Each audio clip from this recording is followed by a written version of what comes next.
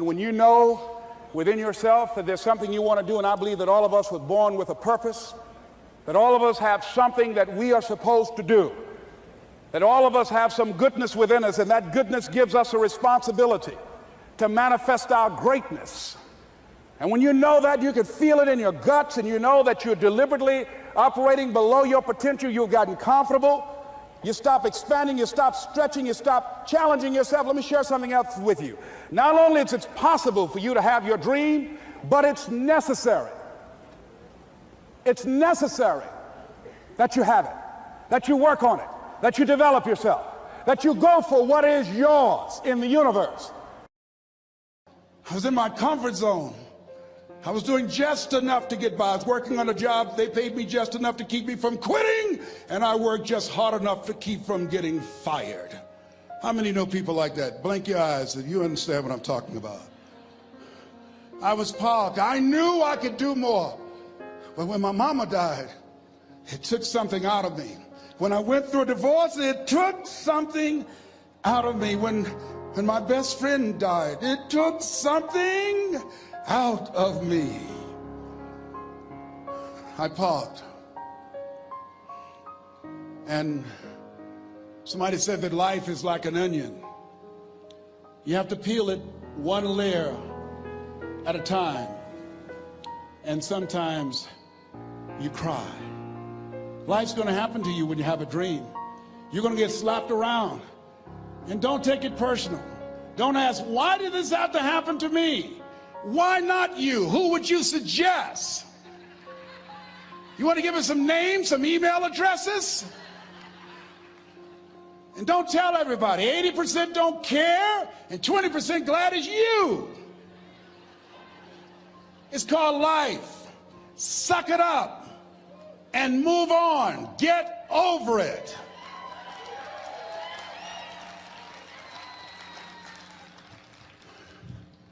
It happens to everybody.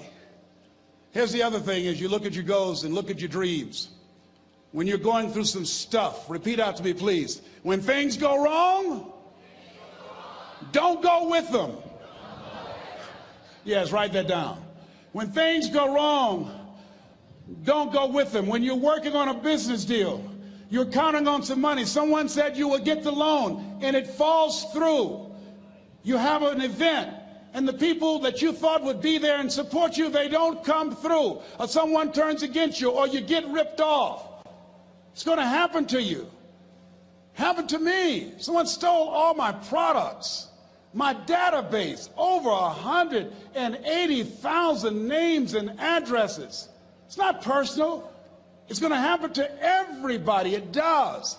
8 out of 10 millionaires have been financially bankrupt. Walt Disney had he filed bankruptcy 7 times and had 2 nervous breakdowns. It's called life. But I got a saying, when life knocks you down, try and land on your back, because if you can look up, you can get up. You've got the power in you to do that. You've got something special. You've got comeback power. Here's the other thing.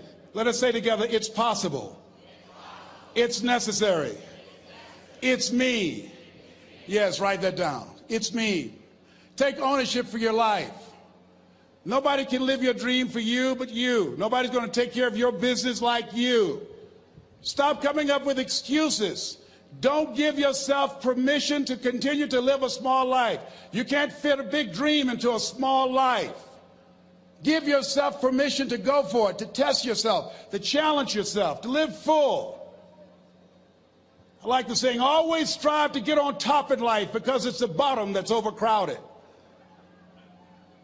The reason you're here is because there's something in you that says, I can do more. This just can't be it. There's something in you. There's a calling on your life. There's something in your heart that caused you to get dressed and spend the money to go to seminar after seminar and listen to message after message and speaker after speaker. Because there's something in you that tells you this is not it for you. You have not peaked here. There's more in you that you are expressing. Eye has not seen, ear has not heard, nor has entered the heart of mankind what's in store for you if you challenge yourself, if you persist and persevere, if you take ownership for your life. George Bernard Shaw said the people that make it in this life, they look around for the circumstances that they want, and if they can't find them, they create them. Create what you want. You have the power in you to do more than you can ever begin to imagine, to control your destiny, to make a difference in our children, to make a difference on the planet, to make an impact. Let us say together, it's me. And let us say together, it's hard. Say it like you know it. Say, it's hard. Ladies and gentlemen, it's hard. There are people who have seen their retirements taken away from them by the corporations that they work for. They were within 2 or 3 years of retiring, and they had it taken from them. The #1 entrepreneurs in this country now are senior citizens. The #1 employer, #2, McDonald's and Walmart. And there's nothing wrong with those jobs. I guarantee you those people did not have a plan to end up living their lives at the end of life with those types of jobs. And they didn't have a plan like you have, and while you're investing in yourself, not to. And it's hard. There are people making choices between purchasing prescription drugs or paying for gas or a mortgage note. It's hard when you're working on a job for 20 years, 30 years, give them some good years, and then they come in and tell you, we've downsized. In other words, you're fired. And then you have to start all over again. How many of you know it's hard? Raise your hands, please. It's hard. And it's not fair. One of the things I like about T. Harv is he talks about work and investing in yourself. It's not fair when people are going up against that kind of stuff to tell them just think positive and be enthusiastic and everything will work out all right. Ain't that kind of party. It's hard. Life will put some knots on your head. I bought my first home for my mother. I was rushing, didn't know what I was doing, and I bought a home that had a lien against it. And they called me, Mr. Brown, yes, there's a lien against your property. We need $55,000 if you're going to stay there. Wait a minute, sir. I just bought this home. The guy told me there were no liens against it. I'm not the one that owe you the money. You should have checked that out, Mr. Brown. Come on. I called my attorney. We followed up. Yes, Les, there's a lien against the property. But he told me there were no liens. He lied, obviously. Oh, my God. He told me he wanted to help me because he admired the fact that I was buying this home for my mother and that he was adopted, and he identified with me. Les, he suckered you. He played you, man. So what? Well, would they take payment arrangements? What about $5,000 a month? They want all the money, Les. They want all the money, or you're going to have to get out. The house is going up for sheriff's sale. Do you have it? No, I don't have it. Can they give me some time? Tell them to give me 3 months, please. Give me 3 months. My mother's in her 70s, man. She has a bad heart. Don't do this to me. This is my dream. Don't do this, man. Please, let me talk to them. Les, I'm talking to their attorney. They don't want to talk to you. I've got to talk to their attorneys. Do you have the money? No. Will they give me 3 months? No. What about 2 months? No, Les. They want the money in 7 days. Oh, my God. Let me call you back. I'm not sure. And I walked the floors thinking, God, how could this happen to me? I got to figure this out, huh? I got to figure this out. And it seemed like the days were just ticking off, ticking off. Thursday, I had to call them and let them know. They called me, Les, do you have the money? No, I don't. Friday, you have to leave. The sheriff will be there. You're going to have to leave, Les. They're going to take my house. What about my down payment? You lost it, Les. You lost it. Okay. I got to go. Yes.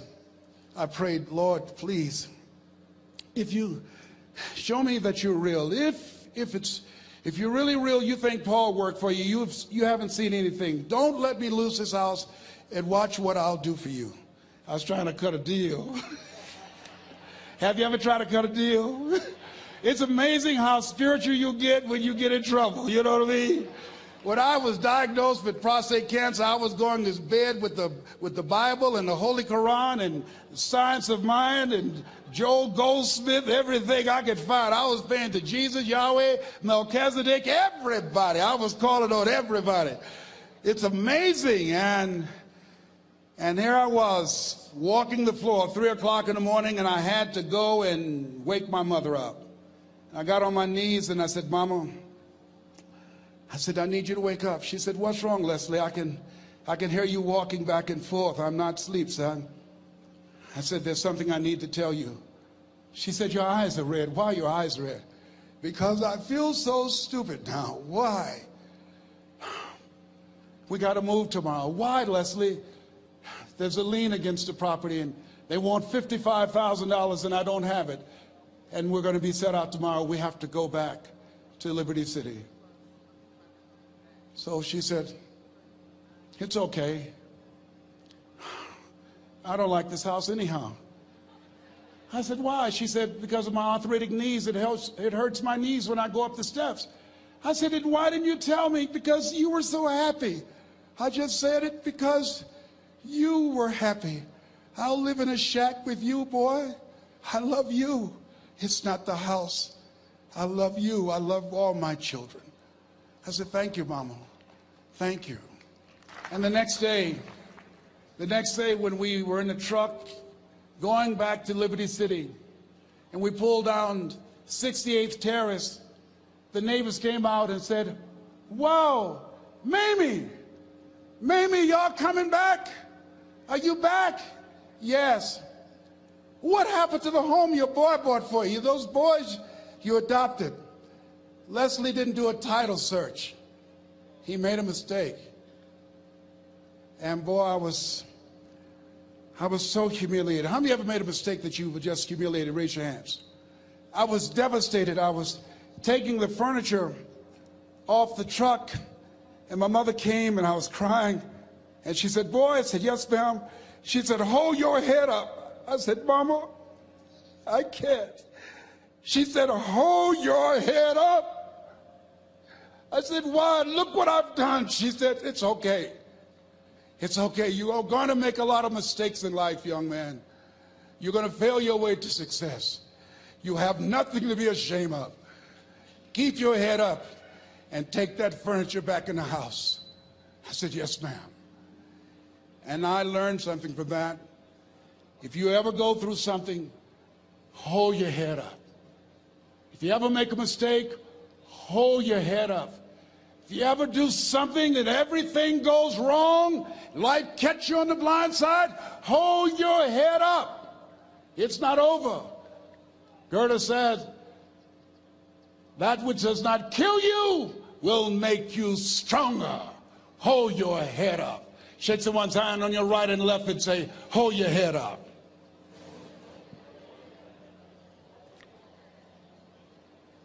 Here's something else, ladies and gentlemen. Repeat after me, please. You got to be hungry. Everybody together, you got to be hungry. I'll never forget Mr. Washington said, Mr. Brown, yes, sir. What do you want to do with your life, young man? I said, sir, I want to be a disc jockey. He said, Mr. Brown? I said, yes, sir. He said, you got to be hungry. I said, what do you mean by that? He said, people that are hungry are willing to do the things today others won't do in order to have the things tomorrow others won't have. People that are hungry are willing to invest in themselves. People that are hungry will go to seminars and workshops. People that are hungry are always searching, always seeking higher ground. So how do you want to make it? I said, I want to be a disc jockey. He says, good. Here's what to do. He said, I want you to read 10 to 15 pages of something positive every day. He said, you don't get in life what you want, you get in life what you are. You must program yourself to success. He said, I want you to listen to Earl Nightingale and Zig Ziglar. Listen, faith comes by hearing and hearing and hearing. He said, I want you to change your relationships. And I don't want you to ever lose your hunger. I said, what do you mean by that? He said, people that are hungry are unstoppable. People that are hungry are no matter what people. They make it happen no matter what. He said, I want you to listen to Paul Harvey. Who is he? He's the world's greatest communicator. Success leaves clues, young man. Always listen and follow people who are doing what it is you want to do at the level you want to do it, and learn from them. I told T. Hobb when we were standing by the stage, I said, hey man, I want to work more with you. I want you to coach me. I want to learn from you. See, I found you're never too old to learn, and you're never too young to teach. Always have a thirst for learning. So I listened to Paul Harvey every day on the radio. While in school, I would go out and listen in his car. He gave me his keys. I was working to develop myself. And I continued to listen to motivational messages, and he would take me to see the late Dr. Norman Vincent Peale, who wrote the book, The Power of Positive Thinking. I toured with him before he passed. You have something special. You have greatness within you. Don't allow your circumstances to determine who you are. Don't allow your negative thoughts to hold you back. You have something special. You can do more than you can ever begin to imagine. Dr. Peale was an incredible man. I admired him. When he spoke, he gave me goosebumps. I can feel him in my heart. And I never forget, we were coming back to the school, and Mr. Washington said, Mr. Brown, yes, sir. When Dr. Peale spoke, you didn't move. When he spoke, you were hanging on every word. When he spoke, we didn't have to tell you to sit down and be quiet. Why? I said, sir, I could feel him when he talked. I felt like he was talking to me, sir. He said, he was. I said, but he doesn't know me, but he was speaking to you. Did you feel him in your heart? I said, yes, sir. He said, most people feel him in their head. If you felt him in your heart, he said, listen to him, son. Follow him, learn from him. And I would go to seminars and workshops. Anywhere I would find where Dr. Peale was, I would be in the audience. I would drive 200 and 300 miles just to hear him speak. And my dream and vision was to share the stage with him. I thought about it. What is your goal? What is your vision? I want you to hold it in mind. There's some power in that. Because when I became involved in speaking, I never forget, I got a call from Og Mandino, who wrote the book, The Greatest Salesman in the World. He said, Les, I'm stuck in Philadelphia. I need to be in Kankakee. Dr. Norman Vincent Peale is appearing. I can't make it. I heard you're in Chicago. I said, yes, I am. Can you go and open for me? I said, yes, man. Oh, my God. Dr. Peale, I said, yes, I'd love to do it. And I went there, and I came. I said, hi, I'm Les Brown. He said, you're not the band of renown? I said, no, I'm Mrs. Mamie Brown's baby boy. I'm here to speak. He said, come backstage. And his wife, Martha, was there. And she said, Papa, Les Brown is here, the speaker. And he said, Les Brown? Les Brown shoot for the moon? Because even if you miss your land among the stars? I said, sir, that's my quote. I wrote you when I was in the 11th grade. I was a part of a special education class project. That's my quote. He said, I know. I end all my speeches with that quote. And Dr. Peale had a great sense of humor.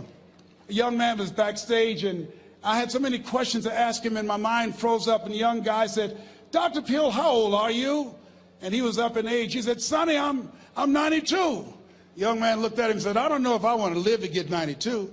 He said, that's because you've never been 91. So I did the things that Mr. Washington suggested. I listened to motivational tapes on a regular basis. I would go to seminars and workshops whenever Zig Ziglar and Dr. Dennis Wagley and Jim Rohn would come to town. And I said, sir, what do you want me to do now? He said, Mr. Brown, I've given you everything that I can give you. He said, develop your mind, put your money where your mouth is, continue to learn how to be an effective communicator, because once you open your mouth, you tell the world who you are. And always surround yourself with OQP, only quality people. So I went to apply for a job on Miami Beach. WMBM radio station. Milton Butterball Smith was the program director.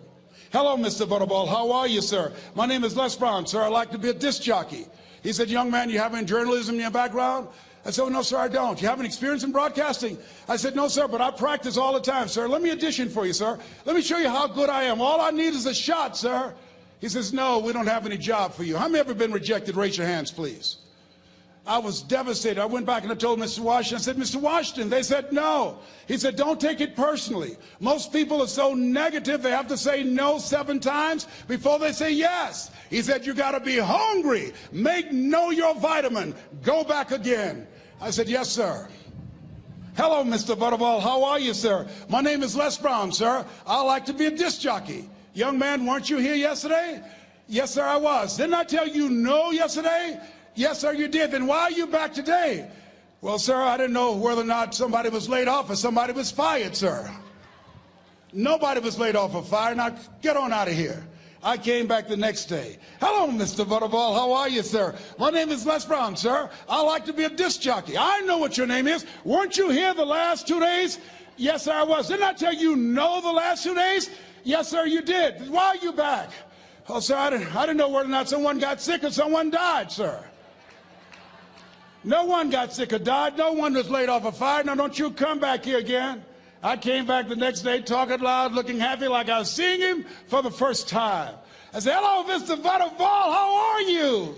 He looked at me with rage. He says, go get me some coffee. I said, yes, sir. My favorite book says the greatest among you will be your servant. How many of you are serious about your goals and dreams? Raise your hands. Very good. Write this down. Provide more service than you get paid for. Provide more service than you get paid for. I go to a lot of seminars and workshops. And one of the things I know about T. Harv Eckert, when I was sitting in the class with Robert Ruppel and all of the other presenters, they hold themselves to high standards and they provide more information than anybody else in the industry, bar none. They hold nothing back because their commitment is for your success. And when you hold yourself to high standards, write this down, impact drives income. That's why you're here. Because the training, the seminars, been making a difference in your life. If they did not have impact, 200 or 300 people would be here, if that amount. Impact drives income. So I became the errand boy for the disc jockeys.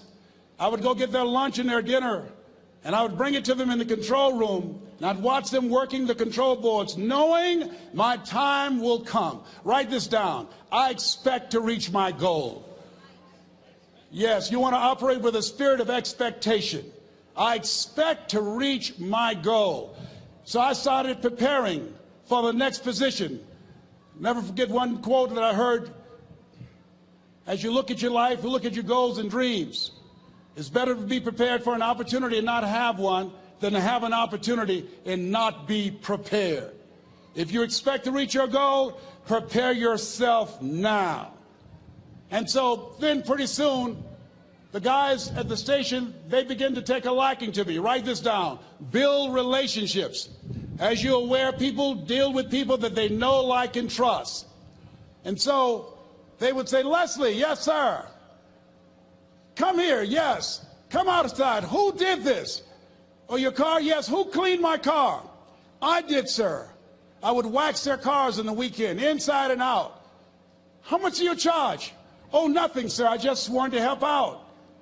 I was providing more service than I got paid for. I was building relationships. They said, whoa, look here. Donna Ross and the Supremes are coming to town. The Four Tops and the Temptations. Here are my car keys. Pick them up for me. Take them to the Fontainebleau Hotel on Miami Beach. I said, yes, sir. I would drive them all over Miami Beach in their big, long Cadillacs. I didn't have any driver's license, but I was driving like I had some. Then one day, it was a Saturday afternoon, a disc jockey by the name of Rockin' Roger was drinking while he was on the air. It was a Saturday afternoon, and I was the only one there. Rockin' Roger got so drunk, he could not complete the show.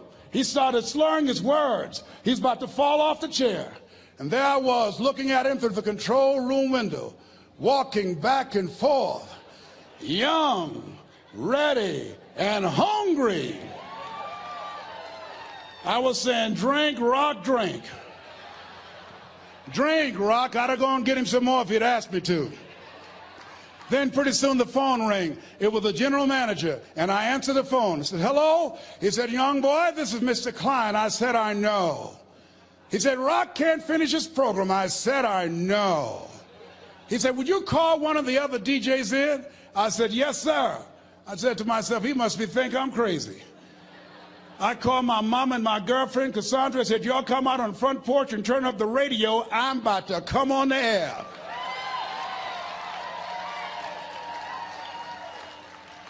I waited for about 20 minutes, and I called him back. I said, Mr. Klein, I can't find nobody.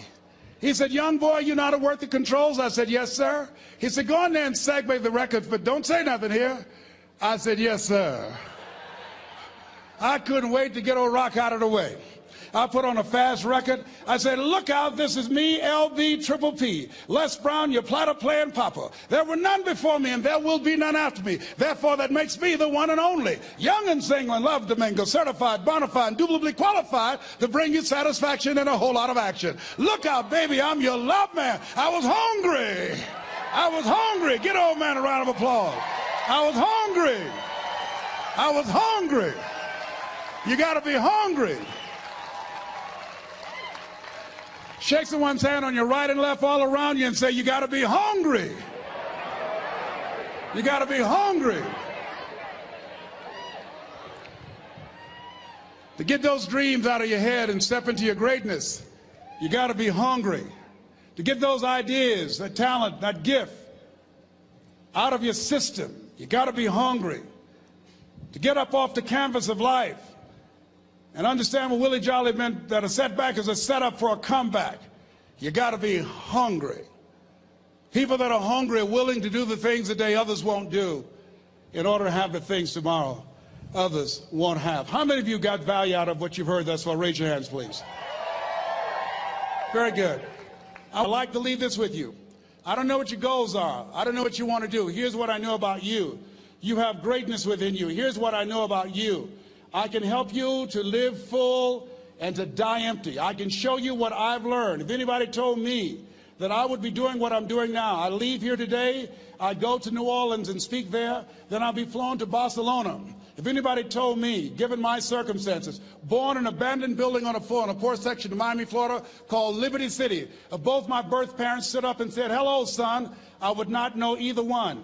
Being labeled educable mentally retarded, put back from the 5th grade to the 4th grade, failed again when I was in the 8th grade, no college training. Anybody told me the principles that I would teach you, that they would have the impact that it has had on my life. This Les Brown that you see, I did not know he existed. And I tell you that you have greatness within you. You have the ability to do more than you can ever begin to imagine. Come into the room with me, and I guarantee you your life will never be the same again. I like to leave this with you. I don't know what your goals are. Mine is to find a cure to autism. Mine is to find a cure to breast cancer and to prostate cancer. Mine is to work with our youth and to reduce the recidivism rate in our prisons and help young people learn how to become an asset to our society rather than a liability. Mine is to train speakers to become great communicators, to speak from their heart, not their heads, and teach them how to impact and create a new conversation so people can see the possibilities of life and overcome the possibility blindness that held me hostage for 14 years. I don't know what your goals are, but here's what I know about you, and I don't know you. You've got greatness within you. And I like to leave this with you, something my mother used to love to hear me say.